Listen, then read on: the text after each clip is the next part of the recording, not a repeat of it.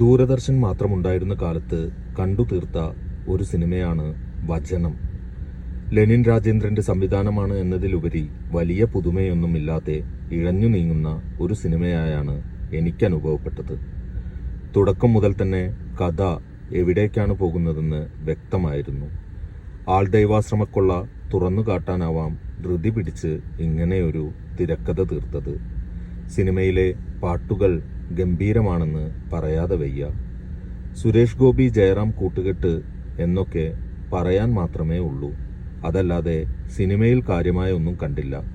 രവിയായി സുരേഷ് ഗോപിയും ഗോപനായി ജയറാമും കൺവേ ചെയ്യാൻ ശ്രമിച്ചിട്ടുണ്ടെങ്കിലും ജയറാം കുറച്ച് ഓവറായാണ് തോന്നിയത്. പ്രത്യേകിച്ചൊന്നും ചെയ്യാനില്ലാത്ത, എന്നാൽ അയാളുടെ കയ്യിൽ നിൽക്കാത്ത ഒരു കഥാപാത്രം. സിതാരയ്ക്ക് നിർവികാരതയ്ക്കും നിസ്സംഗതയ്ക്കും അപ്പുറം കാര്യമായി ഒന്നും ചെയ്യാനുണ്ടായിരുന്നില്ല. മുൻപ് പറഞ്ഞതുപോലെ തന്നെ സിനിമ തുടങ്ങി 10-20 മിനിറ്റ് കഴിയുമ്പോൾ ചാരുഹാസന്റെ വിഷ്ണുജി നിയന്ത്രണം ഏറ്റെടുക്കുന്നുണ്ട്. അയാൾ ശാന്തത ഉള്ളിലൊളിപ്പിച്ച് ഒട്ടും ദേഷ്യപ്പെടാതെ ഇടയ്ക്കൊക്കെ പൊട്ടിക്കരഞ്ഞ് തനിക്ക് വേണ്ടതെല്ലാം മറവിൽ ചെയ്തെടുക്കുന്നുണ്ട്.